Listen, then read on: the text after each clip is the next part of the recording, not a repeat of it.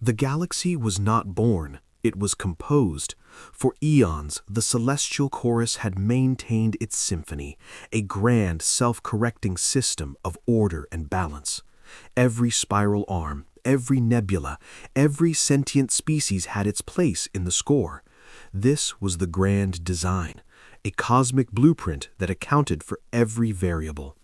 Asteroid impacts were not random tragedies, but scheduled resets. Supernovae were deliberate crescendos. Mass extinctions were necessary verses to make way for new choruses. For every crisis, there was a protocol, and for every protocol, a designated species.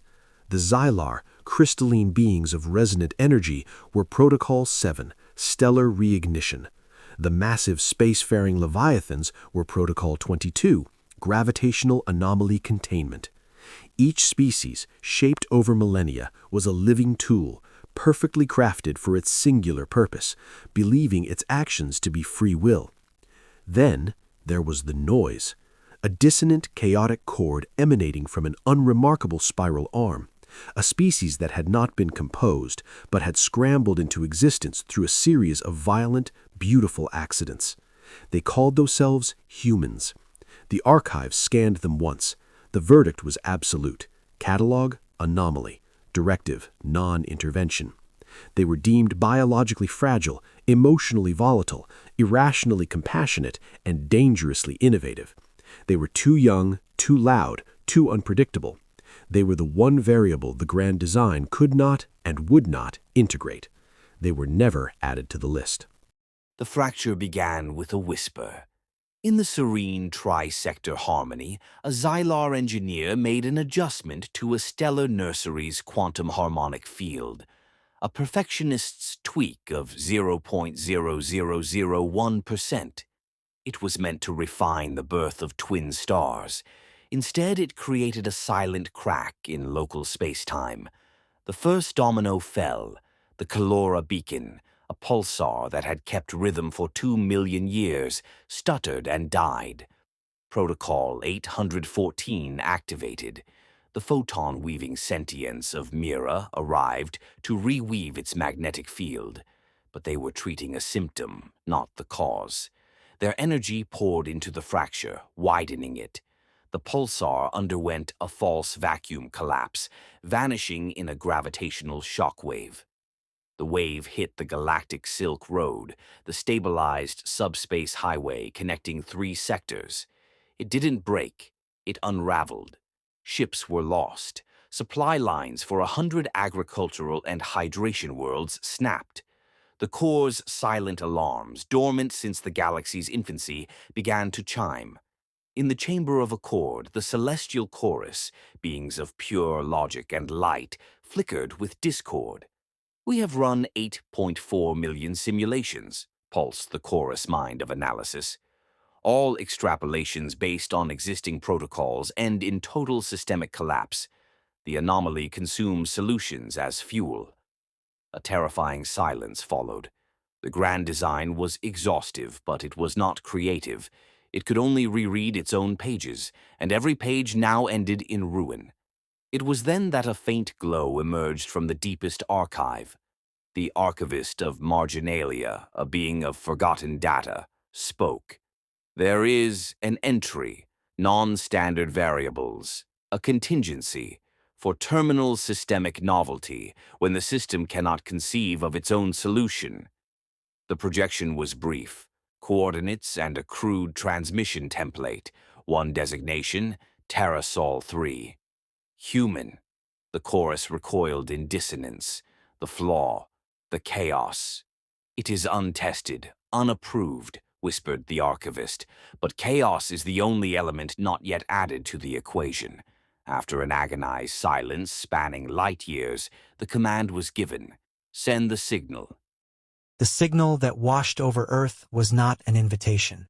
It was a raw galactic SOS, a scream of desperation heard by every instrument on the planet. Panic ensued. Then, a messy, beautiful, frantic coordination. There was no time for a unified government response. Private aerospace firms, national agencies, university labs, and orbital streamers began shouting over each other, sharing specs, arguing, and building. The fleet that tore from Earth's gravity well days later was not an armada. They were Frankenships. The Genghis Khan was a converted asteroid miner, its drill arms now holding structural braces. The Marie Curie was a fuel depot turned mobile lab. The Audacity was little more than an engine strapped to a habitation module, funded by crowdsourcing. They were ugly patchwork and held together by ingenuity and exposed wiring. When they translated at the edge of the crisis, a Zeiler resonance shaper pulsed with disdain. You leak radiation and probabilistic fields. You will exacerbate the crisis. Withdraw. From the bridge of the Genghis Khan, Commander Ilara Vance replied, her face smudged with grease. We read you. We also read a cascading subspace failure on your flank. Your rules are part of the problem. We're going to fix the failure. Try not to get in our way. Before the protest could form, the human fleet broke formation. They didn't move as one. They scattered like a swarm, each ship darting toward a different point of rupture. The heart of the cascade was the calora causality scar, a bruise in reality where logic died. The final simulations were clear. Any intervention would trigger total collapse. The human swarm coalesced around it. The chorus sent a final warning. It will consume you and accelerate the end. Vance saw what their logic could not. The scar was a perfect, lethal feedback loop. We're not going to intervene from the outside, she declared. We're going inside. It's a wound that won't heal. It needs a scaffold. The plan was a gesture, not a strategy. They sent the Whisper, a tiny communications ship stripped bare. Its cargo was not a weapon, but a data core containing the most chaotic thing they possessed, a snapshot of Earth's global internet at the moment of the signal. Billions of voices, art, arguments, and cat videos, the glorious noise of an unplanned species. The Whisper flew into the scar and was absorbed. Silence. Then the scar hiccuped. It began to glitch, flickering with color and nonsensical sound. It emitted a gravitational wave that translated to a pop song chorus. It was trying to process the noise, to find a pattern in the patternless. The feedback loop stuttered, its processing power diverted.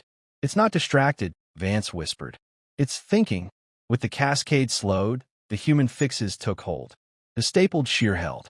The wobbly star stabilized.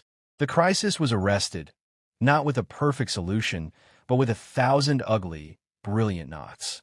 In the aftermath, the humbled chorus asked, "What is your operational protocol?" Vance looked to her exhausted, triumphant crew. "We didn't have a protocol," she said. "We had a conversation. A very loud, very messy one. The plan emerged. In real time. The grand design was forever changed. A new entry was made, not as a protocol, but as a case study.